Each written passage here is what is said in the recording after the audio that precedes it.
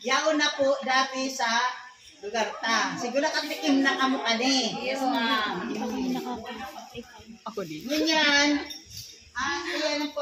Sa saging daw, pag nagkasaging Hindi po, dahil ko na pala. masyado dahil ano na ni Ben kahapon, ano? Isa kasi ini sa klase din ng mushroom na nag-undergo din ang ganyan na life cycle. So, how to start, kung paano kita magsimula, and then, dito po, ipino-consider, dahil ito po ay tinatanim sa mga lupa, kailangan ang pagpili ng inyong lugar. So, yan na po.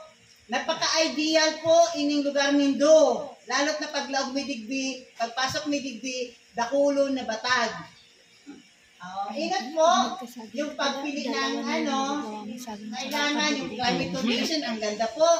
Sa Indo, location ng farm, ideal po. Availability ng substrate, and distance from the, wala namang problema dahil accessible na kita sa mga kinampo. And then, yung acceptance ng mushroom, ini pong bulba, accepted na since mga ninimno pa natin. So, hindi ko na masyado dahil na-emphasize na yan kahapon, pati yung nutritional value.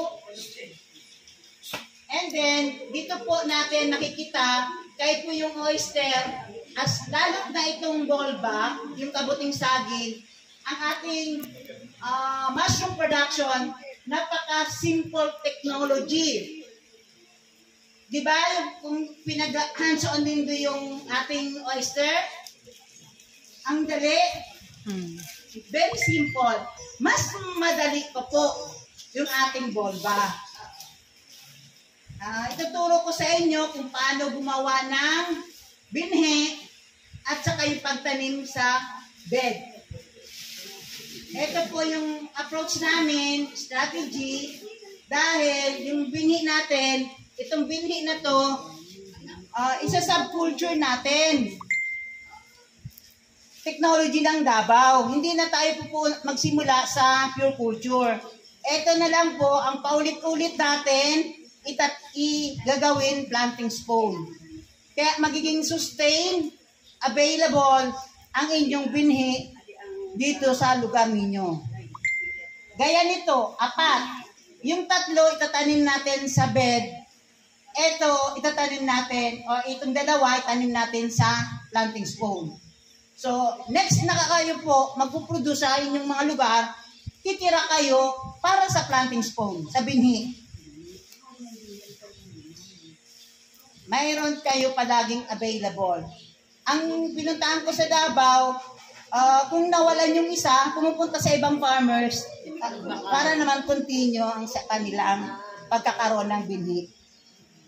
Kaya sustain. Ang materials available po dito sa Indo. So, low cost, dahil lalot na ining bulba, dahon batag lang po ang kailangan natin. Mayroon tayo, di ba? Yung Madrid cacao. Meron pa. Ini lang ang babakalon po nindo. 80 pesos. Ano po yan? Dextrose powder sa poultry supply. Saka ining plastic na ni. Pwede man po kita mag-follow yung procedure na may PVC, may cotton, ano. Pero ako, dahil naghahabol ako ng oras, tinesting ko din sa rubber band lang, tumubo naman. Kaya choices po ninyo. Pero per instruction ng aming project, kaya yan po ang protocol. Na may PVC, may cotton, ay may papel. Ang ano kasi, pag ano ng technology, yung atin, sa katagalan, mayroon kayong mga ma-innovate or ma-iimbento na ito pala mas maganda.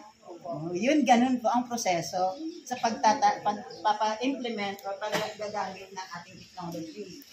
So, di ba, low cost? Anong natin. Ito lang, at saka plastic.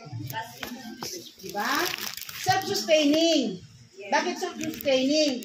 Gaya nga sinabi ko kanina, na i-ano ko na, yung ating benhi, sustain. Ulit-ulit natin.